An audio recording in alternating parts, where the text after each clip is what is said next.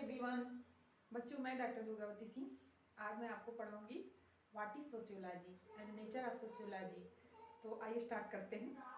अब सोशियोलॉजी के पीछे बहुत लंबी हिस्ट्री है, तो उसको जानने से पहले हम इतना जान लेंगे कि हमारे जो फ्रेंच विचारक थे ऑगस्ट कांत, उन्होंने ही 1838 में सबसे पहले सोशियोलॉजी नाम रख दिया।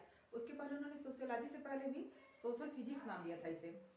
और जर्मनी के क्वेटलेट नाम के राइटर थे, उन्होंने अपना ऐसे लिखने के लिए उनसे उसको चुरा लिया, जिससे वो परेशान होकर फिर 1838 में समाजशास्त्र नाम दिए। और वो भौतिक नाम रखे थे, इसलिए भौतिक शास्त्र चूँकि नेचुरल साइंस है, प्राकृतिक विज्ञान, वो समाजशास्त्र को भी एक प्राकृतिक विज्ञान बनाना चाहते थे।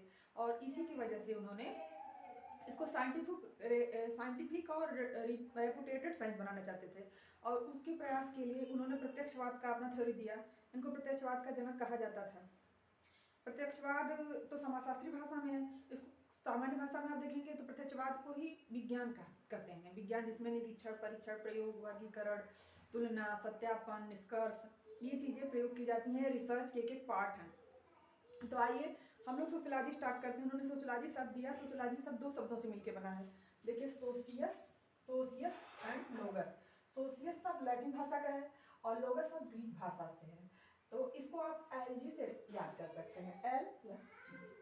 LG कंपनी की बहुत सारी चीज़ें आ रही हैं मार्केट में, आप देख ही रहे हैं। तो उसमें आप चाहें तो उसको टर्म वाइज याद कर सकते हैं। ये लैटिन शब्द सोशियस और ग्रीक शब्द लोगस। सोशियस का समाज और लोगस का विज्ञान हो गया, अर्थात समाज का विज्ञान है। ये बताने वाले भी बहुत सारे राइटर हैं। अब सबसे पहले है वीरस्टीड ने इनको कहा है अपनी बुक सोशल ऑर्डर में, द सोशल ऑर्डर में, समाजशास्त्र दो भाषाओं की अवैध संतान है। तो सही भी है। लैटिन और ग्रीक दो भाषाएं हो गई ना, दो भाषाओं से मिलकर समाज बना है। और अगस्त काव्य जो हमारे समाजशास्त्र के फाउंडर ऑफ सोशियोलॉजी कहे जाते हैं, समाजशास्त्र की स्थापना इन्होंने की, समाजशास्त्र नाम इन्होंने दिया। तो इनकी परिभाषा इन्होंने कहा है समाजशास्त्र सामाजिक व्यवस्था एंड सामाजिक प्रगति का विज्ञान है। ये हार में भी क्वेश्चन पूछ चुका है, PGT में भी हर बार लगभग नेट में पूछता है। तो समाजशास्त्र सामाजिक व्यवस्था और प्रगति का विज्ञान है, ये कहा है अगस्त कांत ने। वार्ड ने कहा है समाजशास्त्र समाज का विज्ञान है। ओनम ने कहा है समाजशास्त्र वह विज्ञान है जो समाज का अध्ययन करता है।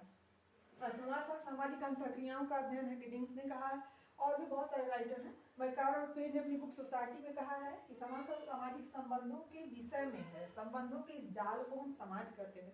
इस परिभाषा को अक्सर करके इंटरव्यू वगैरह में पूछा जाता है, संबंधों का जाल किसका परिभाषा है। कुछ लोग संबंधों का जाल मानते हैं। जॉनसन महोदय उन्होंने सोशियोलॉजी बुक में कहा समाजशास्त्र सामाजिक समूहों का अध्ययन है। कुछ लोग समूहों का कहते हैं, कुछ लोग सोशल इंटरेक्शन का कहते हैं, अंतःक्रियाओं का। कुछ लोग समाजशास्त्र को सामाजिक व्यवस्था और प्रगति का विज्ञान जैसे कांटे ने कहा है। कुछ लोग इसको कहते हैं जैसे गिन्सबर्ग हैं और ट्यूबर हैं, उन्होंने वैज्ञानिक अध्ययन माना है। तो सिर्फ समाजशास्त्र के आप देखेंगे तो कुछ नहीं होगी, तो 300 के करीब डेफिनेशन है। और उसमें कई मत के हैं। कुछ लोग समाज का विज्ञान कहते हैं, कुछ लोग सामाजिक संबंधों का अध्ययन, कुछ लोग सामाजिक अंतःक्रियाओं का अध्ययन। इंटरेक्शन जरूरी भी है।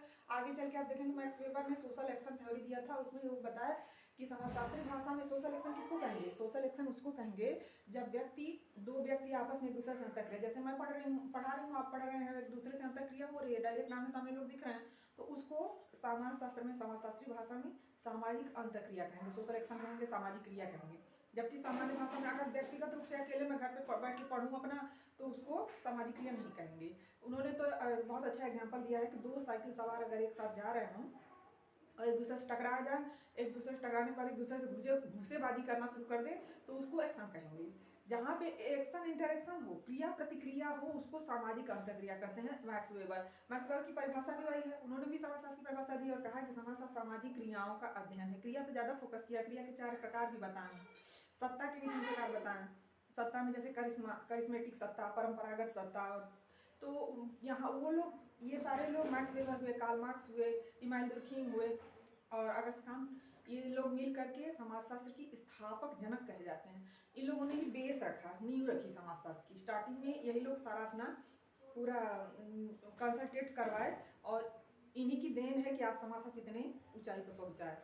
तो इन्हीं की नींव पे धीरे धीरे लोगों ने आगे चल के जैसे मार्क्सवाद आया, तो उनकी आलोचना करने वाले कुछ राइटर आए, उनकी आलोचना करके, क्रिटिसाइज करके अपना नया थ्योरी प्रस्तुत किया, तो नव मार्क्सवाद हो गया। कुछ लोग आधुनिकता की दिए तो उत्तर आधुनिकता है, कुछ लोग संरचना की दिए तो उत्तर संरचनावाद है। ऐसे ऐसे करके सबसे पहले तो उप विकास अगस्त कांट ने ही स्टार्ट किया था। तो ये समाजशास्त्र की इतनी सारी परिभाषाएं हो गई। अब इसकी प्रकृति के बारे में देखते हैं। Nature of sociology. सोशियोलॉजी का प्रकृति क्या है, विज्ञान है कि कला। तभी मैंने बताया कि अगस्त कांट इसको क्या बनाना चाहते थे, विज्ञान, व्यवस्था और प्रगति का विज्ञान कहते थे इसको। और उन्होंने अपनी बुक्स पॉजिटिव फिलॉसफी जो 1830 से 1840 तक इन्होंने पूरा मेहनत लगा के लिखा था, बहुत सारी रचनाएं इनकी है, उसमें सबसे ज़्यादा पॉपुलर यही हुई थी, पॉजिटिव फिलॉसफी, पॉजिटिव पार्टी, कैचीज में पॉजिटिविज्म। तो अगस्त कांट ने समाजशास्त्र को एक अमूल्य निधि है उस समाजशास्त्र के लिए, और उनको founder of sociology, father of sociology कहा जाता है, इसको कभी मत भूलिएगा। और समाजशास्त्र क्या है, एक अमूर्त विज्ञान है, ये दिखता नहीं है, क्योंकि सामाजिक संबंध है, संबंधों का ताना बाना, संबंधों का जात समाज है, संबंध जब नहीं दिखते हैं तो समाज में नहीं दिखता है, इसलिए सामाजिक संबंध अमूर्त है, समाज भी अमूर्त है, समाजशास्त्र भी अमूर्त है। तो ये तो हो गई इनकी परिभाषा, अर्थ हो गए। अब नेचर ऑफ सोशियोलॉजी, रॉबर्ट वीरस्टीड का नाम आप लोग सुने होंगे। इसके इन्होंने अपनी बुक द सोशल ऑर्डर में लिखा है कि समाजशास्त्र क्या है, एक प्योर साइंस है, न कि अप्लाइड साइंस, न कि व्यवहारिक विज्ञान। एक शुद्ध समाजशास्त्र, समाजशास्त्र एक शुद्ध विज्ञान है, न कि व्यवहारिक विज्ञान। एक निरपेक्ष विज्ञान है, न कि सापेक्ष विज्ञान। एक जनरल साइंस है, न कि स्पेशल साइंस। जनरल माने एक सामान्य विज्ञान है और इतने विशेष विज्ञान नहीं है। अब देखिए आगे चल के आप स्कोप ऑफ सोशियोलॉजी पढ़ेंगे। स्कोप ऑफ सोशियोलॉजी में 2 तरह के स्कोप बताए गए हैं, एक स्वरूपात्मक, एक सामान्यात्मक। स्वरूपात्मक वाले क्या कहते हैं, उसको विशेष मानते हैं, जैसे राजनीति शास्त्र, राजनीति का अर्थशास्त्र, आर्थिक क्रियाओं का, आर्थिक क्रिया में जैसे 5 उपादान आते हैं ना, भोग, उत्पादन, विनिमय, वितरण और राजस्व। तो ये अर्थशास्त्र के उपादान हो गए। तो अर्थशास्त्र वाले कहते हैं कि अर्थशास्त्र आर्थिक क्रियाओं का अध्ययन करता है, और भौतिक शास्त्र भौतिक क्रियाओं का। और जैसे अलग अलग जो विषय है, राजनीति शास्त्र राजनीतिक क्रियाओं का, इतिहास भूतकालीन घटनाओं का। इसी तरह समाजशास्त्री कहते हैं स्वरूपात्मक वाले कि समाजशास्त्र सामाजिक क्रियाओं का अध्ययन करता है, सामाजिक क्रियाओं, सामाजिक घटनाओं, सामाजिक समस्याओं, उससे रिलेटेड ये सारी समस्याओं को हल करता है और समस्याओं का रिसर्च करता है, अध्ययन करता है, अध्यापन करता है। तो नेचर ऑफ सोशियोलॉजी और स्कोप ऑफ सोशियोलॉजी में 2 स्कोप हो गए। जैसे मैंने स्वरूपात्मक बताया, स्वरूपात्मक के समर्थक जॉर्ज सीमेल हैं। जॉर्ज सीमेल के नीचे सारे फॉलोअर हैं, मैक्स वेबर और वानविज, टानीज, ये सारे लोग हैं। और आगे चल के दूसरा स्कोप है वो है समन्वयात्मक। समन्वयात्मक संप्रदाय के जनक सोरोकिन महोदय हैं। सोरोकिन के नीचे दुर्खीम है, हाउस हैं, वार्ड हैं, ये लोग उनके वो हैं, फॉलोअर हैं। तो 2 तरह के संप्रदाय हैं। स्कोप ऑफ सोशियोलॉजी 2 हो गई, स्वरूपात्मक और समन्वयात्मक। और आपका नेचर ऑफ सोशियोलॉजी हो गई, प्रकृति, समाजशास्त्र की प्रकृति क्या है, का वर्णन करता है, भविष्यवाणी की जा सकती है, इसमें प्रयोगशाला भी पाई जाती है, इसके लिए संपूर्ण समाज ही प्रयोगशाला है। कुछ लोग इसका अपोजिट वो करते हैं, विपक्ष में कहते हैं कि समाजशास्त्र प्रकृति के विरुद्ध आपत्तियां करते हैं, कहते हैं कि क्या है का वर्णन नहीं करता है, भविष्यवाणी नहीं की जा सकती है, इसमें प्रयोगशाला नहीं पाई जाती है, जबकि ये सारी बातें निरर्थक और निराधार हैं। और लास्ट में आप कंक्लूजन में यही देखेंगे कि समाजशास्त्र क्या है, एक शुद्ध विज्ञान है, न कि व्यवहारिक विज्ञान। एक सापेक्ष विज्ञान है, न कि निरपेक्ष विज्ञान। एक क्या है, जनरल साइंस है, न कि स्पेसिफिक। ये सामान्य विज्ञान है, विशेष विज्ञान नहीं है।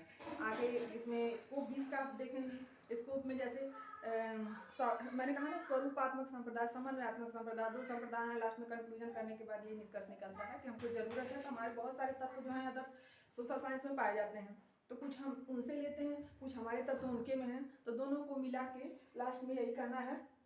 इमाइल दुर्खीम का भी आप लोग नाम सुने होंगे। इमाइल दुर्खीम ने किस पर फोकस किया था, समूह पे, समाज पे ज़्यादा फोकस करते हैं, समाज को हाईलाइट करते हैं।